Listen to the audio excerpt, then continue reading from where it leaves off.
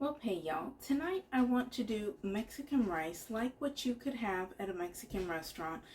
In general, the only difference that I will show you is that I don't usually put any of those mixed vegetables in mine. The ex did not like it like that, and that's the way that I've always made it ever since I got married to him, and it's the way that his family has always made it. So there is a little bit of a difference there, but I will definitely let you know when you can add those vegetables in if you so desire. And also, I'm going to be using brown rice. I will say the difference of what it would be in between brown rice and white rice if you so desire. I hope in the near future to be able to do an actual video with the white rice as well, but this is what I've got time for right now, and so we're going to get into it. The one last thing I'm going to mention is that if you don't have an Instapot, you probably will need more liquid to be able to cook the rice if you're going to be doing it on the stove, since in the Instapot it only takes 22 minutes, whereas on the stove it takes 45. Otherwise, it should be the same ingredients. So here we go. Before I get the rice actually cooking, I want to get everything ready in the blender, because it's going to be one of those things that it needs to get done quickly, and it can be done obviously while the rice is cooking, but it's sometimes hard to pay attention to the rice and get everything done put into the blender at the same time. I'm going to be cooking about 1.5 cups of rice, so I'm going to use 6 small Roma tomatoes. I'm just cutting them typically in about quarters just to make them easier to begin to blend up, even though yes, there will be water in the blender itself. Next is a little bit of onion. I would recommend to err on the side of caution when you're putting in the onion. You don't want to put in too much. This is a somewhat large onion, and of course this would be the 1/2 of it. So this is about maybe a finger's width. I think that you can see that. Like I said, this is for 1.5 cups, so obviously you would want to give or take with your own. Third ingredient is garlic. Opening it up, I'm not 100% sure that I'm going to need all of this garlic. Many times I have cut a clove of garlic in half. I probably am going to take about good 3/4 of this one just to make sure that I have enough. If I need any more, I will always recommend before you put it into the rice, take a little finger and taste it before you put it into the rice itself. That way you know if it's got a good flavor for you. That way it's going to flavor your rice the way you want it to, obviously. Of course, the last ingredient before you would add any kind of water would be bouillon. This is homemade bouillon, but I used to use the cubes of, I think it's the Knorr brand. I've also used the Better Than bouillon.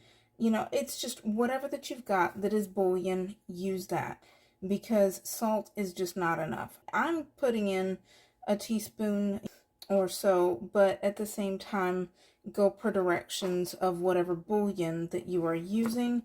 Usually back when I would use the bouillon cubes, I would put in only 1. Since I'm getting ready to make 1.5 cups of rice, I want it to be give or take 2 cups of liquid in here, which of course is going to be a little different because I've got all the ingredients. So I'm going to leave just about that much. I've got it to about 2 cups with the water, and of course it's going to become more with the vegetables in there. Per typical, a lot of times when I'm using bouillon, especially homemade bouillon, it's going to have a need for more salt. So I'm going to add some more salt in there, but otherwise that flavor is great. It is spot on. I'm going to just leave this just like this. I'm not going to worry about it until it's about time to put into the rice itself. I now have my stovetop set at about 7 heat, which would be a medium, a little bit over medium, not quite to medium high. I'm going to add some olive oil, which of course you could use whatever oil that you are used to using for frying, for cooking on your stovetop. A lot of people like to rinse their rice, but I know that I have read multiple times that rinsing it can lose some of the nutritional benefits because it's got vitamins and things like that that can be lost in the water. So I don't. I'm not going to say that you're right, wrong, or any other way. If you do, you do you. I have not noticed especially any like dirty or grimy feel with my rice whenever I've not rinsed it. So I figure if I can have any extra benefits from not rinsing it, then I won't. I'm not going to worry about it. And of course, as you can see, I'm just kind of moving it around. I don't want to move it around too much because I do want it to cook. And the more that I move around is the harder that it is going to cook.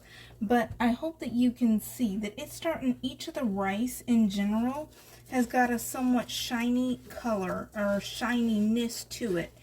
And that's what you're going to be looking for. If you don't see that in generally all of the rice, you need to add just a teeny little bit more oil. You don't want to have an excessive amount of oil, but you definitely want enough that it's going to coat, in general, each grain of rice. Especially even more so if you've got white rice, because you're going to want there to be a good coating. Even once you put the liquid into the rice, it will actually help. If you don't have enough oil in there, actually the rice will stick worse to the bottom of your pan than if you do have enough oil. The one thing that I can tell you that is a little bit different, not extremely, I don't know how much that you can see on this camera, but especially like right here, I'm starting to see some of these grains of rice are becoming a more white, I guess you can say. It's less of that translucent. It's becoming much more opaque. Even with the brown rice, I've noticed that. And definitely with the white rice, you will see that 100% for sure, because I used white rice all the time when I was with the ex. I did not even consider brown rice. It's getting very close to where I will be ready to add in that liquid. I'm bringing my ear a little bit closer to the pan, hoping that you can hear that there is a difference.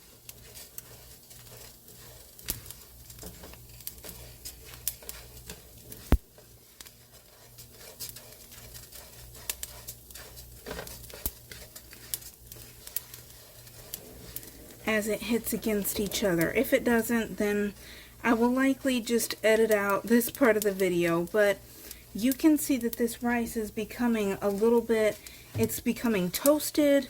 When it's white rice, like I said, it's going to become more white. It's not going to be that clear, almost translucent. It will become very opaque, and once it's ready for that mixture to get in there. There we go with that. It's ready to go.